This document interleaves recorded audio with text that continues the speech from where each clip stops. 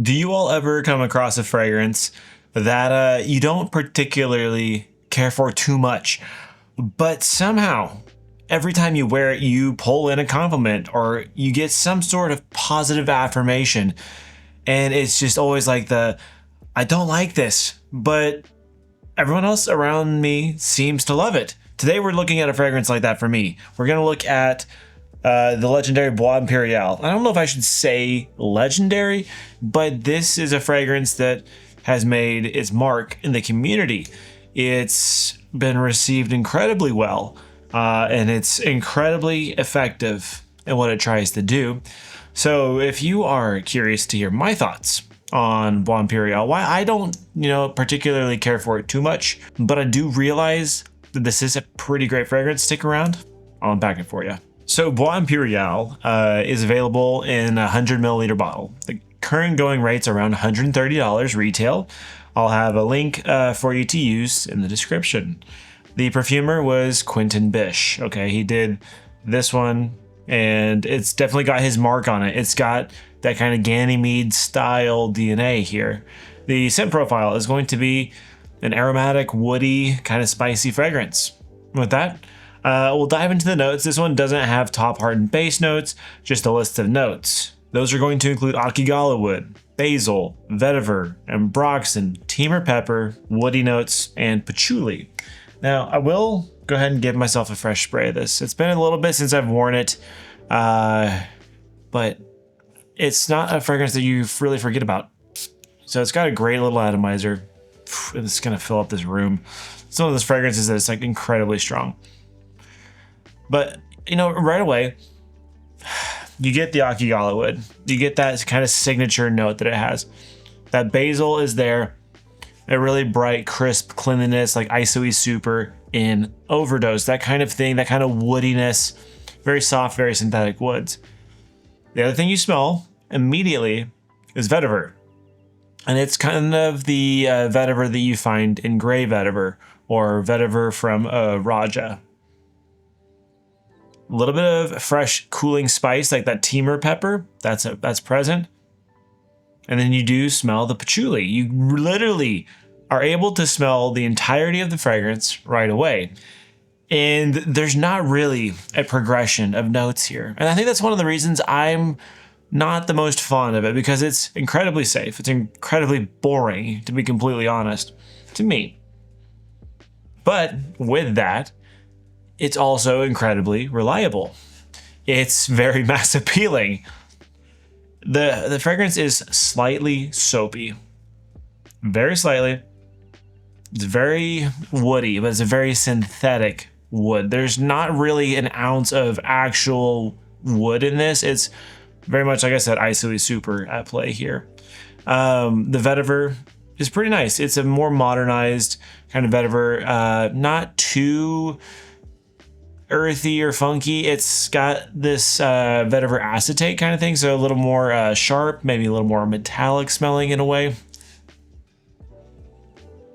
And then of course you can have the Akigalawood. For those that don't know what Akigalawood is, it's a synthetic molecule released by Givaudan, I think that's how you say that, a long time ago. Really popularized by Ganymede. It's got very modern smells to it. It's a kind of a mixture of patchouli and oud. It's actually made from upcycled patchouli. That's kind of how they derived it, how they developed it. So those kind of patchouli-esque notes that you're going to find in this, and those slightly woody, oudy notes that you might smell in this, are from the Akigalawood. Now, Akigalawood is an insanely popular molecule because it's strong. It's very present. It smells very nice, and it's in just about, I shouldn't say every fragrance, but like Purpose 50, Purpose, Guidance 43, Decision, Bois Imperial, Ganymede, Blue Talisman, Empagia. So many fragrances are, using this note now because it's highly effective.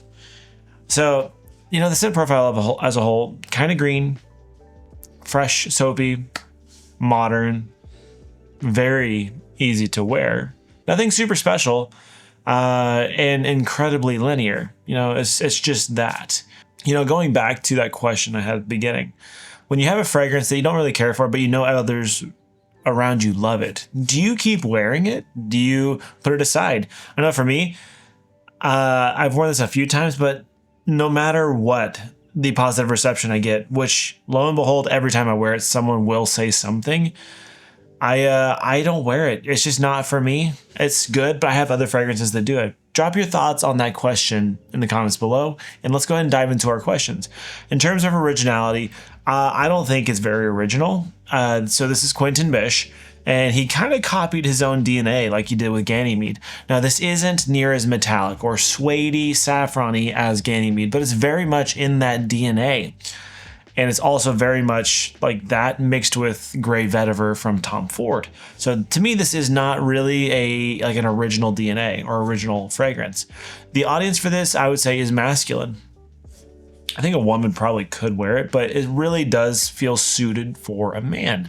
The age group is going to be any age. And honestly, with the price bracket, it's really not bad. This is definitely oriented for all ages. Now, when you should wear this, in terms of the seasons, honestly, all year.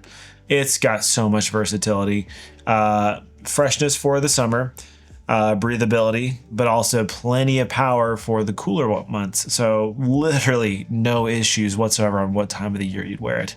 It's just a simple, mass appealing fragrance. In terms of occasions to wear this, you could wear this as a signature, wear it to the office, wear it to the gym, wear it out and about. To me, it's not the most elegant. I think it's a little too powerful for an elegant occasion. And again, it's not the most sexy fragrance in the world. So I personally wouldn't be wearing this on a date night. It's a little too loud for that occasion as well. But the other ones, yeah, go for it. Now, in terms of performance, the longevity is excellent. You're going to get most likely in the realm of 8 to 12 hours. And in terms of projection, it's strong. It's very strong.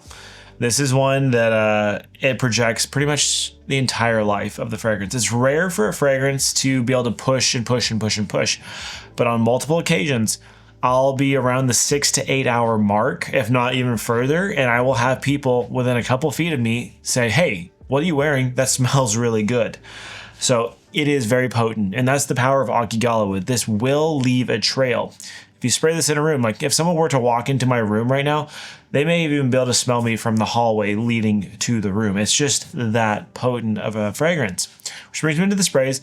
I think you can get away with as little as 3 on this one, and I wouldn't go over 5. It's really plenty strong. You don't need to be choking people out. Now, I will say, I don't find this to be one that will get cloying. It is constructed very well in a way that's not too dense. So kudos there. But honestly, 3 to 5, plenty, if not too much. And that brings me to the overall score. I'm going to give this a 7.2. I think this is a nice fragrance. I think it's an above average fragrance for sure. But it lacks uniqueness, inspiration, life. It's very linear. It's very safe. It's very done. Like it's a done DNA. But it is effective. I will give it that. It's highly effective. I think it's such a good, reliable fragrance for someone simply wanting to smell clean, woody, and nice. It's got that factor that will always, well, almost always garner some sort of positive affirmation. It's just that sort of fragrance that is so nice. So I think it's a very good fragrance. I think it's, like I said, above average, but not exceptional by any means. There's nothing super special, but definitely a really good release and a great one for someone that wants the versatility of a blue fragrance without it being blue. With all that said, folks, make sure you drop your comments on Bois Imperial in the comments below. And if you had to pick between this or Ganymede, which way are you going? Or are those even ones that should be compared? Make sure you're dropping your thoughts in the comments below. If you enjoyed this review, would you consider hitting that like button? And if you enjoy the content of this channel, in-depth reviews, and a little bit of a personal touch, would you consider hitting that red subscribe button and join our community? Folks, until next time, we'll see you in the next one. Peace.